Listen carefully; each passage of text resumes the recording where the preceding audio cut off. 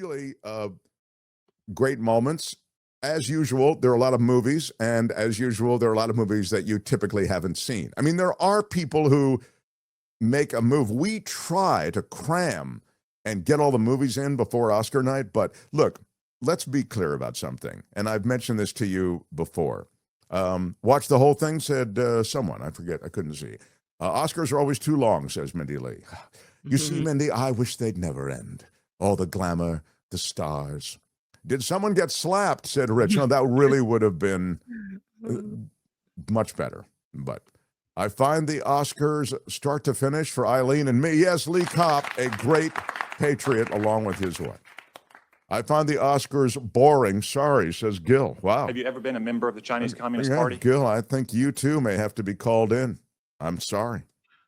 So the one thing I'll say is that the Oscars are, as you're aware, and I've noted this before for you, the Oscars are BS, right? I mean, they're not. You can't compare movies and say you can personally say I like the movie more than another movie, but to get together as artists and say this piece is better than that piece, it's absurd. You know, the best director, you'd have to have them directing the same piece, obviously, you know, and then you could look at their direction with the same material and then decide who's the best director that year. I mean, but obviously it's one of those things that has morphed and evolved into what it is, which is a huge publicity machine for Hollywood, and it can be a fun night of entertainment and handicapping who's going to win, et cetera. You know, creating the horse race element is part of what keeps people involved. So Kieran Culkin acceptance speech was a hoot, says John Watson. Yeah, I mean, and that's, I'll say Kieran Culkin, who was terrific. I thought Jeremy Strong, who played in the movie called The Apprentice, which was about the relationship between Donald Trump and Roy Cohn. It was a brilliant film. In fact, I thought not enough was made of that movie, but Strong was definitely best supporting actor. And yet, Kieran Culkin, well, don't get me wrong, Culkin's great, but that sort of is his jam, what he was, but he did, look, he served it up great, but that is his jam. It was a little less of a stretch. I thought Strong was immersive in the way he inhabited the character of Roy Cohn. It was brilliant. Angora was not the best movie, says Dillette. Oh, you see, there you go. Now, we liked Angora a lot, but I don't know what best movie means. Again, this is crazy. Strong was strong, says Tom. It really was. Maga Mars says, I watched The Apprentice last night. Trump actor had a Seinfeld accent the entire time. Well, Trump is a New Yorker. I thought actually his take on the way he spoke, remember, this is a younger Donald Trump. I thought actually that was quite good. But anyway, it's Anora, not Angora. Thank you, John. I thought something was weird about that. Yeah, it's Anora, right. And Anora, we really enjoyed it. Rich people giving rich people awards. I know, and isn't it great? Now that is America. That is America. Rich people giving rich people. So the one thing I wanted you to know is there are two little elements that we kind of thought were entertaining, and because we're not going to do a big Oscar thing, we kind of already have.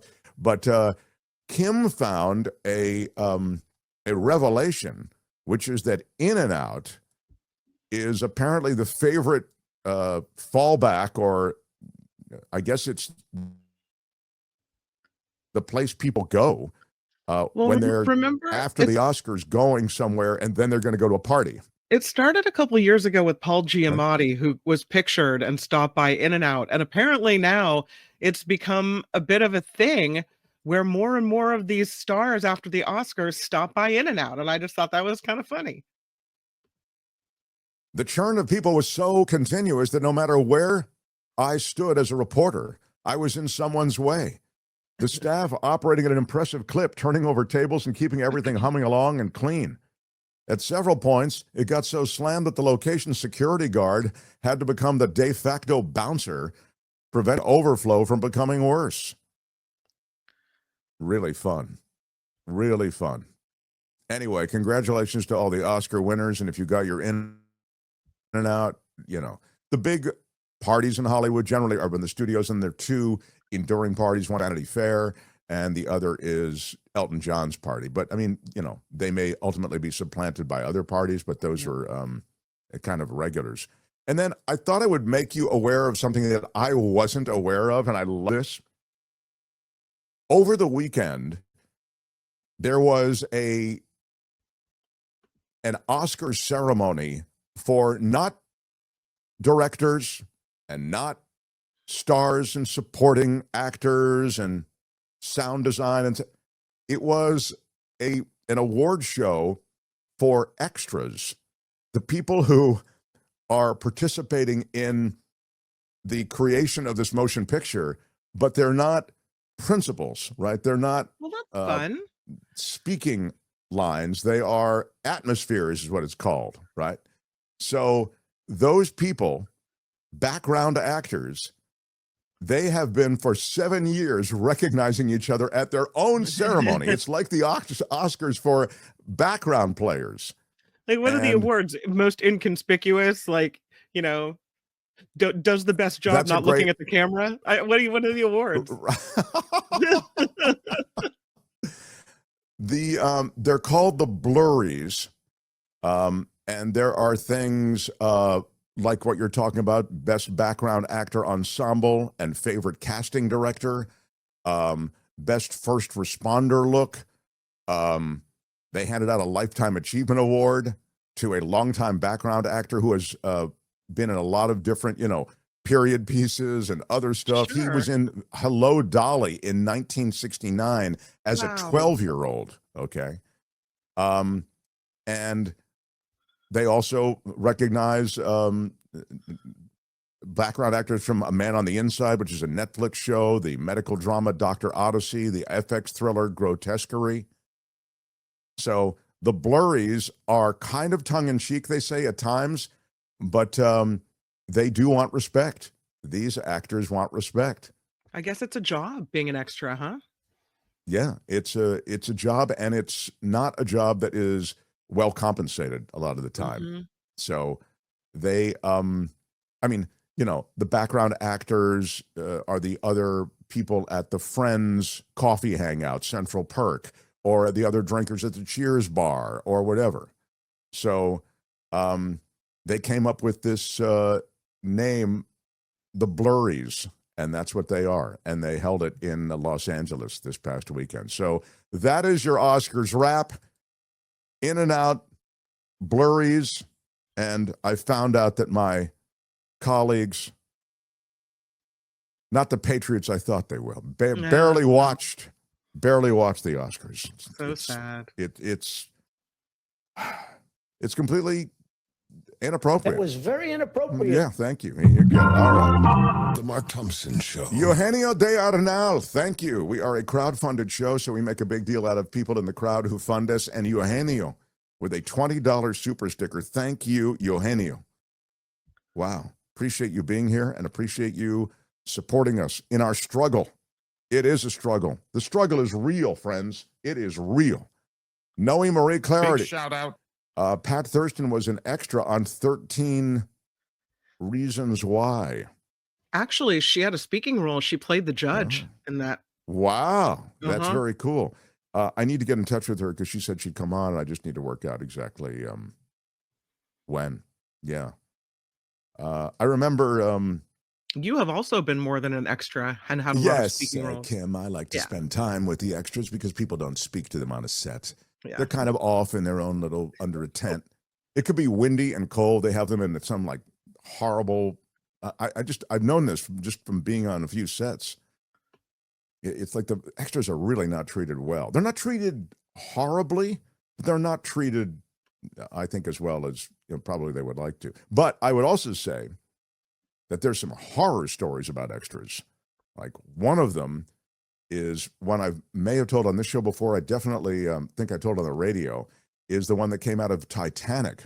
You know, when Titanic is sunk, now everybody's in the water. Those are all extras, right, that are in that water with Leo and is it Kate Winslet? Mm-hmm. And when they break for lunch, these extras have already been in this water. It was in Mexico or something, I think.